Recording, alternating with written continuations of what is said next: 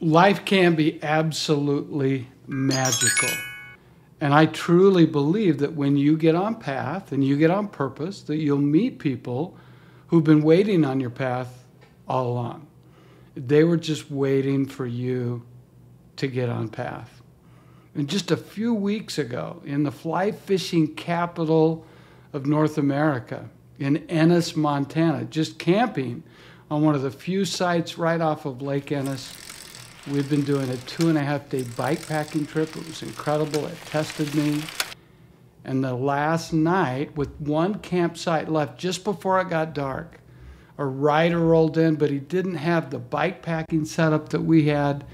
He had a 35, 40-pound duffel bag on the back of his bike, and he was wearing a big backpack. And as I met Rafael, he told me his story. Everybody has a story. He had just broken up with his girlfriend. He had planned on that week being in Hawaii. And he had a broken heart. And I've heard it said, and I believe this, the best way to heal a broken heart is to put it back to work with meaningful and significant work that tests you and that serves others. And he decided on a whim, the Friday before I met him, to buy a plane ticket, come out to Montana, fly into Bozeman, and bike several hundred miles for a week and a half. He'd only been riding a bike for a month. And you'll hear his own words. So I started out on a random trip.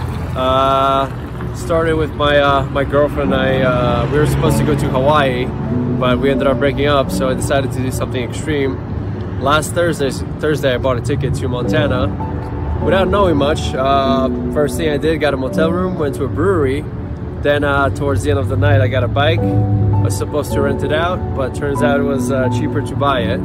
So bought a bike, just started riding around from city to city. Got plenty of miles in. My toughest ride was from Red Lodge to Cook City.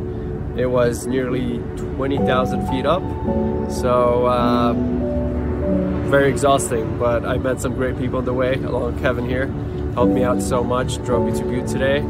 So yeah, I still got 250 miles to go to Whitefish, but I still got a couple of days, so should be fine. We'll see how it goes. Anything else you want to say to people following their dreams? Just surprise yourself, do fun things. This was a perfect time to reflect for me. I helped me out a lot, so just once in a while, just surprise yourself. Al said, you know what, we surprise ourselves. And he reminded me of a dear friend and mentor, Ken Klober, the founder of the Leadville 100. And Ken says, you're better than you think you are, and you can do a lot more than you think you can. And when he said you surprise yourself, that's where we get to the edge of our comfort zone. Everything that's meaningful and significant and profound in our life, it's right at the edge of our comfort zone.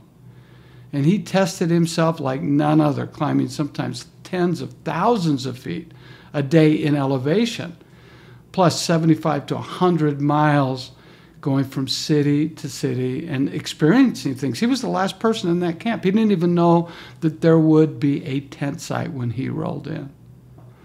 He was ill-prepared for a journey like that, but he did it quicker, faster, and steadier than a lot of long-time cyclists. He also taught me about just enjoying the moment and going through these moments, sometimes that are difficult, sometimes that are challenging, but there's a reward if we just stay on it.